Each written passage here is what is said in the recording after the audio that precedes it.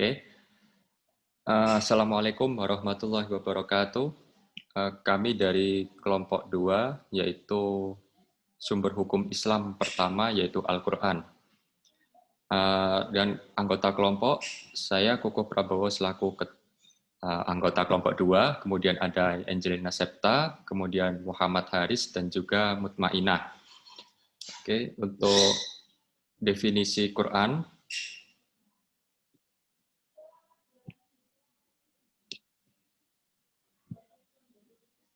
Al-Quran merupakan kitab suci umat Islam yang diturunkan oleh Allah Subhanahu wa Ta'ala kepada Nabi Muhammad melalui perantara malaikat Jibril. Diturunkannya itu secara berangsur-angsur, di mana Al-Quran itu sendiri diturunkan secara berangsur-angsur itu selama kurun waktu 22 tahun, 2 bulan, 22 hari. Dan juga terdiri atas 114 surah dan 6.666 ayat. Nah, teman-teman pasti tahu untuk wahyu pertama yang diberikan Allah kepada Nabi Muhammad SAW, yaitu adalah QS Al-Alaq ayat 1-5, yang berkhalwat di Gua Hira pada 17 Ramadan 41 Hijriah. Kemudian, seseorang yang menghafal isi Al-Quran itu disebut Al-Hafiz. Kalau bahasa yang sering didengar itu adalah Hafiz Quran. Dan juga pada saat bulan suci Ramadan, biasanya umat muslim melengkapi hafalan dan membaca Al-Quran setelah melaksanakan sholat tarawih yang disebut Tadarus Quran.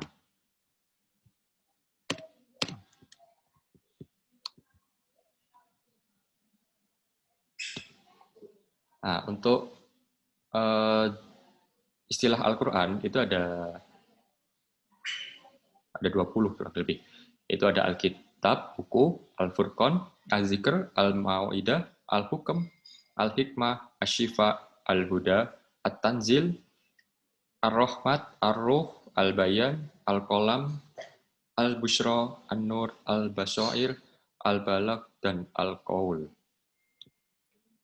Untuk penjelasan Makkiyah dan Madaniyah akan dijelaskan oleh Saudari Angel. Silakan. Makkiyah dan Madaniyah. Menurut tempat diturunkannya, surah-surah dapat dibagi atas golongan Makkiyah atau surat Mekah dan golongan Madaniyah atau surat Madinah.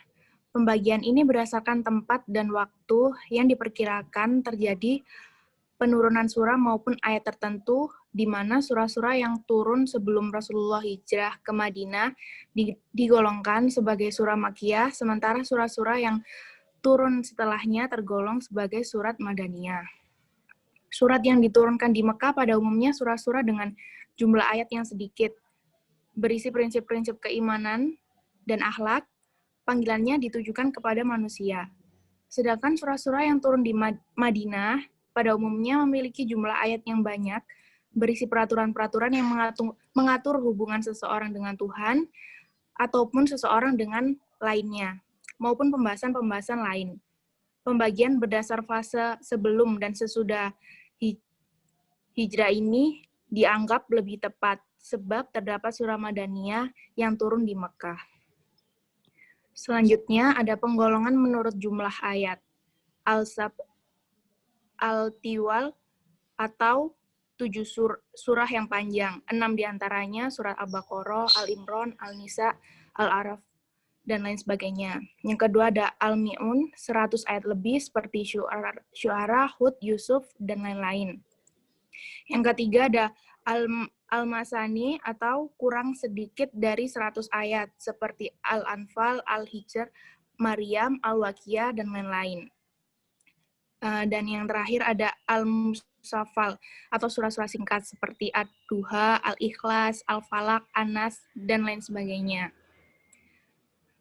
Selanjutnya ada fungsi-fungsi Al-Quran. Fungsi Al-Quran dalam agama Islam. Yang pertama, Al-Huda atau sebagai petunjuk. Dalam Al-Quran ada 3 posisi Al-Quran yang fungsinya sebagai petunjuk. Al-Quran menjadi petunjuk bagi manusia secara umum, petunjuk bagi orang-orang yang bertakwa, dan petunjuk bagi orang-orang yang beriman. Yang kedua ada Al-Furqan. atau pemisah. Fungsi Al-Quran sebagai pemisah adalah Al-Quran dapat memisahkan antara hak dan yang batil, atau antara yang benar dan yang salah. Di dalam Al-Quran dijelaskan beberapa hal mengenai yang boleh dilakukan atau yang baik, dan yang tidak boleh dilakukan atau yang buruk. Yang ketiga ada al-ashifa atau obat. Al-Quran bisa menjadi obat penyakit mental di mana membaca Al-Quran dan mengamalkan dapat terhindar dari berbagai hati atau mental. Maksudnya dari berbagai sakit hati atau sakit mental. Meskipun Al-Quran hanya sebatas tulisan saja, namun membacanya dapat memberikan pencerahan bagi setiap orang yang beriman. Yang keempat ada al-mau'izah atau nasihat. Di dalam Al-Quran terdapat banyak pengajaran, nasihat-nasihat, peringatan tentang kehidupan bagi orang-orang yang bertakwa, yang berjalan di jalan Allah. Nasihat yang terdapat di dalam Al-Quran biasanya berkaitan dengan sebuah peristiwa atau kejadian yang bisa dijadikan pelajaran bagi orang-orang di masa sekarang atau masa setelahnya. Mungkin selanjutnya fungsi Al-Quran bagi kehidupan manusia yang selanjutnya bisa dilanjutkan oleh Saudari Mutmainah. Ya, jadi fungsi Al-Quran dalam kehidupan manusia yaitu yang pertama, sebagai petunjuk jalan yang lurus. Al-Quran memberikan petunjuk agar umat manusia dapat terus berjalan di jalan yang lurus.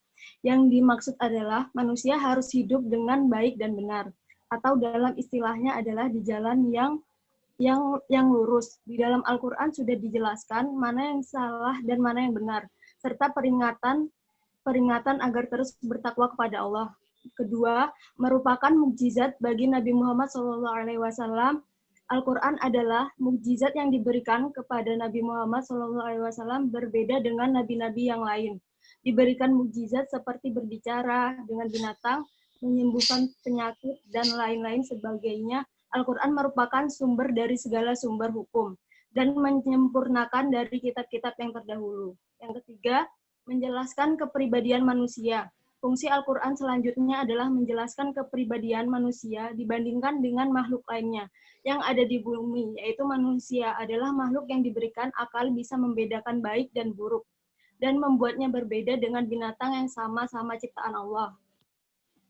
Lanjut, merupakan penyempurna bagi kitab-kitab sebelumnya, yaitu sebelum Al-Quran ada beberapa kitab Allah yang juga diturunkan kepada para nabi, seperti Injil, Taurat, dan Zabur. Kitab-kitab Allah sebelumnya ditunjukkan hanya pada umat pada zaman tersebut saja, berbeda dengan Al-Quran yang digunakan sampai akhir zaman. Yang kelima, menjelaskan masalah yang pernah diperselisihkan umat sebelumnya. Di dalam Al-Quran terdapat cerita-cerita dari masa lalu yang kemudian berdasarkan kisah umat terdahulu. Kita bisa belajar agar tidak mengulangi kesalahan yang pernah mereka buat sebelumnya. Yang keenam, Al-Quran menetapkan iman Islam. Dengan membaca Al-Quran, mempelajarinya dengan mengamalkannya, kita bisa memantapkan iman kita. Isi Al-Quran akan membuat kita semakin yakin bahwa agama Islam adalah agama yang memang harus dianut. Yang ketujuh, tuntunan dan hukum untuk menjalani kehidupan, yaitu Al-Quran berisi tentang hukum dan juga tuntunan manusia dalam menjalani kehidupan di dunia. Di dalam Al-Quran mengatur bagaimana tentang berhubungan dengan orang lain, berdagang warisan, zakat, dan masih banyak lagi. Yang ke-9, fungsi Al-Quran sebagai sumber ilmu. Yang pertama, ilmu tauhid. Ilmu tauhid merupakan ilmu kalam dalam Islam yang membahas pengokohan keyakinan dalam agama Islam sehingga dapat memperkuat dan menghilangkan keraguan. Nomor 2, ilmu hukum. Di dalam Al-Quran juga terdapat ilmu hukum yang dibahas. Contohnya, terdapat hukum pernikahan, yaitu hukum pernikahan, warisan, zakat, dan lain sebagainya. Yang ketiga, ilmu tasawuf. Ilmu tasawuf adalah ilmu cara untuk mensucikan jiwa, menjernihkan akhlak dan batin. Yang keempat, yaitu ilmu filsafat Islam. Ilmu filsafat Islam adalah hubungan ilmu kalam dengan filsafat yang dikembangkan oleh cendekiawan muslim. Jika dalam ilmu filsafat lain kadang masih mencari-cari tentang kehadiran Tuhan, namun di filsafat Islam sudah tentang keesaan Tuhan, Allah Subhanahu wa taala. Yang ke-10 dilanjut dengan teman saya Haris Nizami. Nomor 5, sejarah Islam. Al-Quran juga mengandung banyak ilmu sejarah masa terbentuknya manusia. Nomor 6, ilmu pendidikan Islam. Al-Quran menjadi salah satu sumber utama untuk mempelajari Islam. Di dalam Al-Quran juga sering disebutkan ilmu pengetahuan lainnya seperti ilmu biologi atau astronomi. Adab terhadap Al-Quran. Ada 2 pendapat mengenai hukum menyentuh Al-Quran terhadap seseorang yang sedang junub, perempuan haid, dan nifas. Pendapat pertama mengatakan bahwa jika seorang sedang mengalami kondisi tersebut, tidak boleh menyentuh Al-Quran sebelum bersuci. Sedangkan pendapat kedua mengatakan boleh dan sah saja menyentuh Al-Quran karena tidak ada dalil yang menguatnya. Ini ada pengartian dari ayat Al-Quran yang artinya sesungguhnya Al-Quran ini adalah bacaan yang sangat mulia pada kitab yang terpelihara atau lahul mahfuz, tidak menyentuhnya kecuali orang yang disucikan. Al-Fatihah. Pendapat kelompok pertama meyakini seorang diharuskan berwudu sebelum menyentuh sebuah mushaf Al-Quran. Hal ini berdasarkan tradisi dan interpretasi secara literal dan surah Al-Waqiah di atas. Penghormatan terhadap teks tertulis Al-Quran adalah salah satu unsur penting kepercayaan bagi sebagian besar Muslim.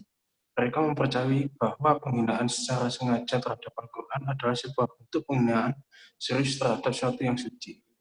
Berdasarkan hukum pada beberapa negara berpenduduk mayoritas Muslim, hukuman untuk hal ini dapat berupa penjara kurungan dalam waktu yang lama dan bahkan ada yang menerapkan hukuman mati. Pendapat kedua mengatakan bahwa yang dimaksud oleh surah Al-Waqiah di atas ialah tidak ada yang dapat menyentuh Al-Quran yang ada di Lauhul Mahfuz sebagaimana ditegaskan oleh ayat yang sebelumnya, ayat 78, kecuali para malaikat yang telah disucikan oleh Allah. Pendapat ini adalah tafsir dari Ibnu Abbas dan lain-lain sebagaimana telah diterangkan oleh Al-Hafidz Ibnu Katsir dan tafsirnya. Bukanlah yang dimaksud bahwa tidak boleh menyentuh atau memegang Al-Quran kecuali orang yang bersih dan dari hadas besar dan hadas kecil. Pendapat kedua menyatakan bahwa jikalau memang benar demikian maksudnya tentang firman Allah di atas, maka artinya akan menjadi tidak ada yang menyentuh Al-Quran kecuali mereka yang suci dan bersih, yakni dengan bentuk fa'al atau subjek atau pelaku, bukan maf'ul objek. Kenyataannya Allah berfirman artinya tidak ada yang menyentuhnya Al-Quran kecuali mereka yang telah diberikan, yakni dengan bentuk maf'ul objek bukan sebagai fa'il subjek. Hubungan Al-Quran dengan kitab-kitab lain. Bahwasannya Al-Quran menuntut kepercayaan umat Islam terhadap kebenaran kitab-kitab tersebut. Bahwasannya Al-Quran diposisikan sebagai penggenapan dan batu ujian atau verifikator bagi kitab-kitab sebelumnya. Bahwasanya Al-Quran menjadi referensi untuk menghilangkan perselisihan pendapat antara umat-umat Rasul yang berbeda. Bahwasanya Al-Quran meluruskan sejarah. Dalam Al-Quran terdapat riwayat-riwayat mengenai kaum dan rasul-rasul terdahulu. Juga mengenai beberapa bagian mengenai kehidupan para rasul tersebut, serta meluruskan beberapa aspek penting pada teks-teks di kalangan Bani Israel, ahli kitab, Yahudi, dan Kristen. Bahwasanya Taurat, Injil, beserta Al-Quran merupakan kesatuan utuh yang saling berkaitan dalam keimanan terhadap kitab-kitab Allah. Terima kasih. Oke, baik, itu tadi presentasi dari kelompok 2. Jika ada yang bertanya, silahkan tulis di kolom komentar. Ya, jangan lupa like dan subscribe ya. Oke, sekian. Assalamualaikum warahmatullahi wabarakatuh. Waalaikumsalam warahmatullahi wabarakatuh.